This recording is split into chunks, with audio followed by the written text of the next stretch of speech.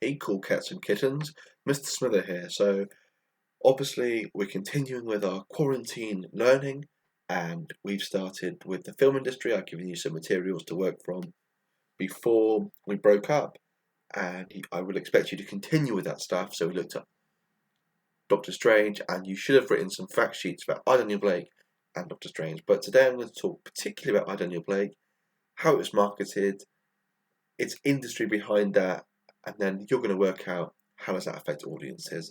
And I'm going to go straight in. But I first like to say, I hope you're doing really well. I hope you're keeping safe. You're not going bored. By all means, send me an email if you're finding yourselves really, really bored. I can give you some recommendations of things to watch, things to read, things to consume. So, by all means, don't suffer in silence. But if we go straight to him, let's look at the director of I. Daniel Blake, which is Ken Loach. Now, Ken Loach is probably one of the most famous filmmakers in the UK on the independent scale. He's a career spanning about 60 years, and I've written it here. He's a left-wing filmmaker, socialist. He usually explores things like inequality, injustice from a working-class perspective. He looks at the treatment of tenants and landlords, of workers, of people coming out of prison, and he has a very social realist style. So he's synonymous, he's associated with social realist cinema. Now, of course, we've discussed social realism when we've looked at other CSPs, in particular Reveal and things like that. So, some of the things he's made, probably most famously, is Kes from 1969, which is about a boy living in the north, and he kind of befriends a kestrel named Kes. Your parents may have seen this. It's a fantastic film. I really recommend you see it. It's quite sad, but it's a really, really great introduction to classic British cinema. And it was, in fact, voted the 8th best film, British film, in fact, by the British Film Institute. Another one, more recently, would be Sorry We Missed You, which came out last year, which is about gig economy workers. Now, gig economy, of course, is Just Eat drivers, Amazon delivery drivers, people that work on the basis of quick fire delivery. They don't have a salaried job, they work delivery by delivery. And Sorry We Missed You, look at the stress that causes on those workers. And that's he's keeping up with the political times. Now, we could argue, this is a bit of a theory they didn't need to know, but it's always a bit of fun. We could call Ken Loach potentially an auteur.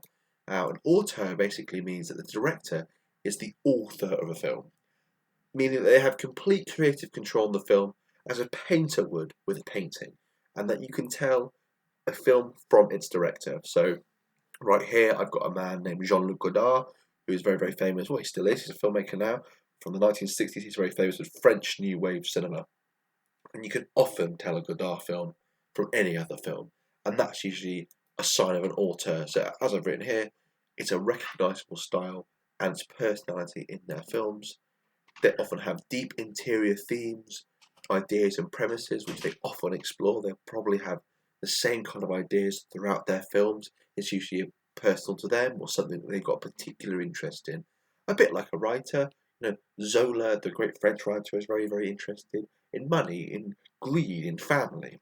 In the same way that Fellini, an Italian filmmaker, is interested in clowns, he's interested in meaning in life. So there's lots of things you can tell from a director.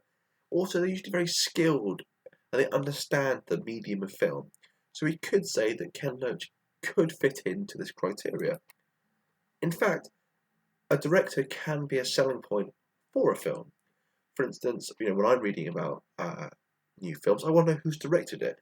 And even Quentin Tarantino, who you may have heard of, Pulp Fiction, Reservoir Dogs, Django, he sells his movies on the basis it's a Quentin Tarantino film. He writes this at the beginning of his movies. So you're selling it on the director here, Robert Eggers, who directed The Lighthouse and The Witch. We, contemporary press and film culture, puts the director as king or queen. Even here in the poster of I. Daniel Blake, directed by Ken Loach, I don't know who the star is here. I can't see the actor, but I know that it's written by Ken Loach and directed by Ken Loach. We'll come to Paul in a second.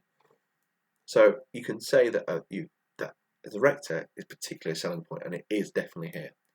Now, of course, this theory can have problems because on a film set, hundreds of people work on it. People's lives. I have friends that work in film. And should one person take the credit for other people's work? You've got a camera assistant, you've got a DP, you've got makeup, you've got location scout, you've got lots and lots of jobs on a film set. Oops. So you could argue that maybe he is an auteur, but actually it's also been sold on the idea that people like Paul Laverty, if you look on the poster, their collaboration, so he's written various other scripts of Ken Loach's, they're selling that as a package together. Also, Rebecca O'Brien, who actually, if you would have watched that video I sent you a few weeks ago about production and distributor, is on there from the BBFC. She's a producer for 16 films, who has produced the last couple of Loach's projects, and here is them together at the Cannes Film Festival, all three of them. So you could say that actually the people involved in the collaboration is what sells the film as well. Or you could sell the film on the idea of its concept. So I don't know if you've seen Daniel Blake. You don't have to watch it as a requirement for the course. I would watch it because it's actually a fantastic film. And it's basically about an ex-joiner. He's out of work. He's very, very disabled. He's been claimed unfit to work. However, he cannot get employment benefits, and it's about him trying to work out this financial loophole. It's really, really difficult, and he befriends a very, very poor single mother. She's had to move from London to Newcastle, and it tackles the welfare state, how the job centres work. There's even a food bank scene, which is particularly, it's a very, very sad film, but it's definitely really important to show, contemporary Britain, and actually, maybe that is a selling point to see what Britain is like. Now, what I'd like to do now is watch the trailer. So the link is here, and this will all be on Show My Homework in the VLE. So if there is anything you're unsure about, you can read it again, or by all means send me an email. But a little task I'd like you to do is I want you to watch the trailer, and I want you to note 3 things that you think that makes this film enticing to an audience. How does it market it? And then I'd like you to watch and compare this with Doctor Strange, obviously our other CSP. What is shown in the Doctor Strange trailer that is perhaps not represented in Eyes on Your Blake? Obviously they're different films, but how are they made differently? How does the USP, unique selling point, as we remember, how do they differ? So obviously you're going to watch that, but if you pause the video, but then again, we'll go a bit closer on, things you may have missed. So obviously the trailer begins with this bit here, and this is basically the Palme d'Or, and the Palme d'Or is the most prestigious film award in the industry. It's like the ultimate prize at the Cannes Film Festival.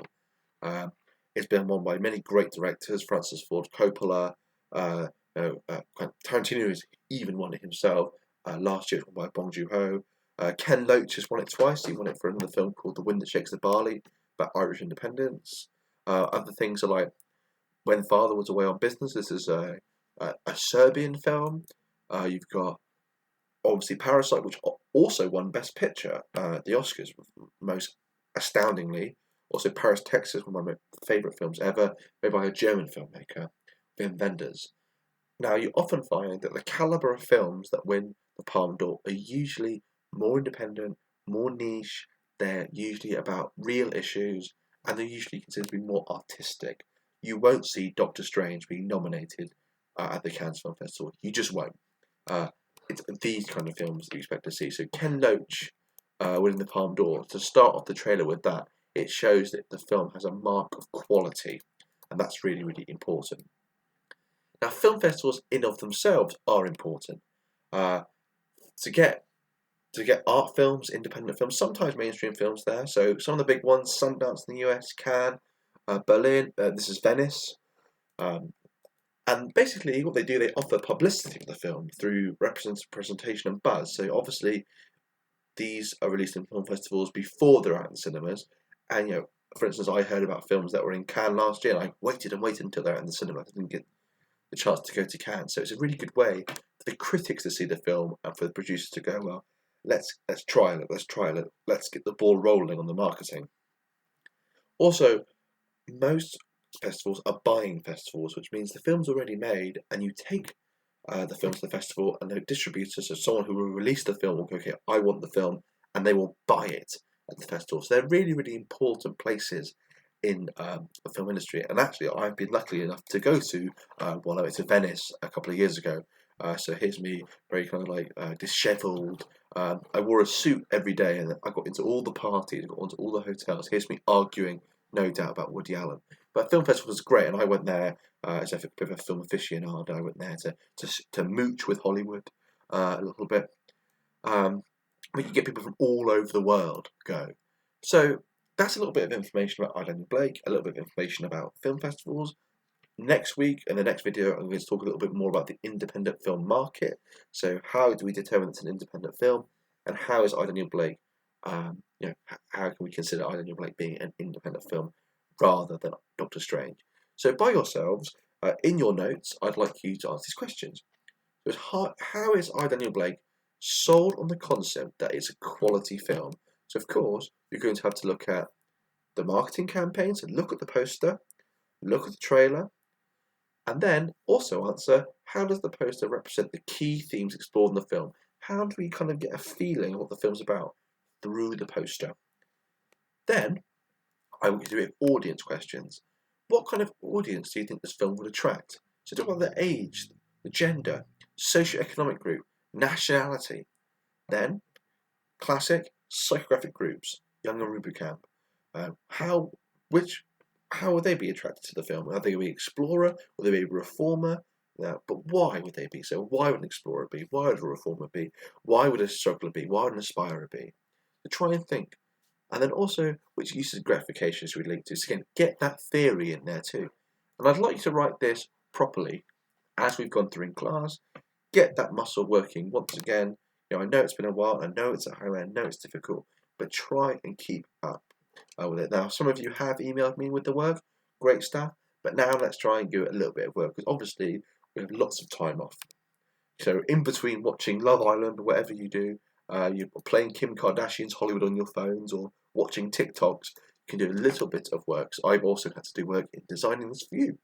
But it's all good. If you have any questions, we'll also be doing a conference call at some point, so there'll be a Q&A session, probably next Monday. But I will email you particularly with that when it comes closer. Make sure that you're staying safe. Oh, that's me again. But make sure you're emailing with any questions if you're unsure, and keep tabs on what's going on. Read the news a little bit. Try and be media literate in this time. Anyway, I'm going to leave it there. Have a nice week. Stay safe. Bye bye.